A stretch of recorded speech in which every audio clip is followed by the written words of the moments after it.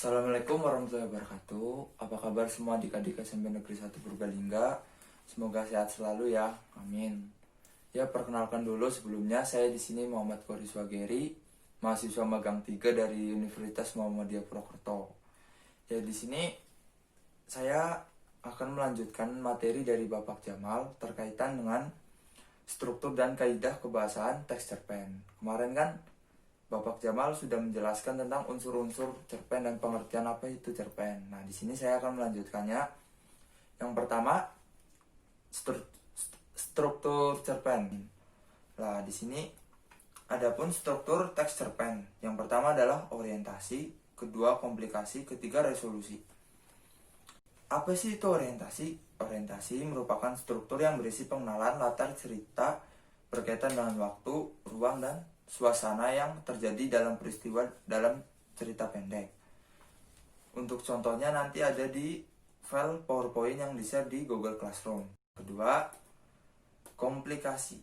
Komplikasi adalah sebuah rangkaian peristiwa cerpen yang mana alur ceritanya itu datang tak terduga dari cerita satu ke yang lainnya.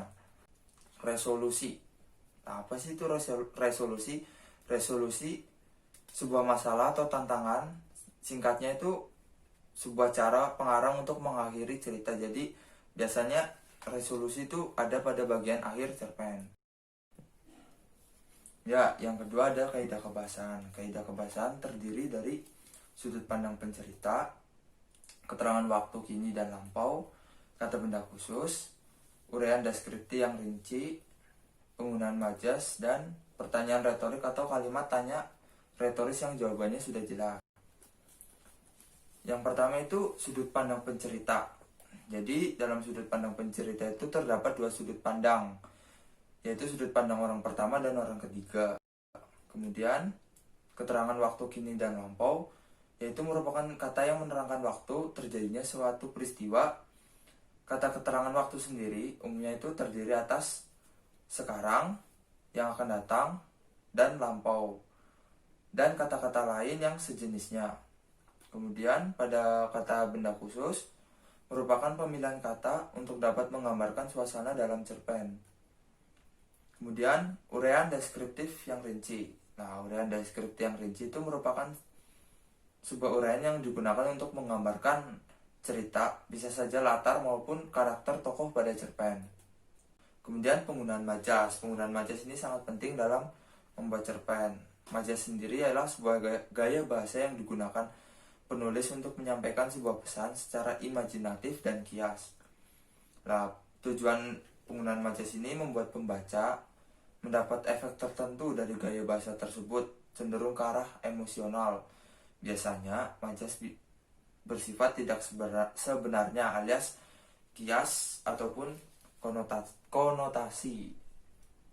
Kemudian pertanyaan retorik atau kalimat tanya retoris yang jawabannya sudah jelas. Pertanyaan retoris yaitu sebuah pertanyaan yang jawabannya sudah diketahui secara umum. Nah, dalam cerpen banyak menggunakan pertanyaan retoris karena untuk membangun suasana dalam cerpen dan membawa pembaca supaya bisa ikut dalam cerita yang ada dalam cerpen yang dibikin oleh pengarang. Ya, itu adalah beberapa struktur dan kebahasaan yang ada dalam cerpen. Mungkin untuk lebih jelasnya, nanti kalian bisa baca di file yang saya share di grup Google Classroom pada kelas kalian. Dan jika ada yang kurang maksud atau kurang paham akan materi yang saya jelaskan, boleh besok kalian bertanya di Google Classroom. Sekian dan terima kasih. Sekali lagi saya ucapkan terima kasih kepada adik-adik SMP Negeri 1 Purbalingga. Sekian dan terima kasih. Wassalamualaikum warahmatullahi wabarakatuh.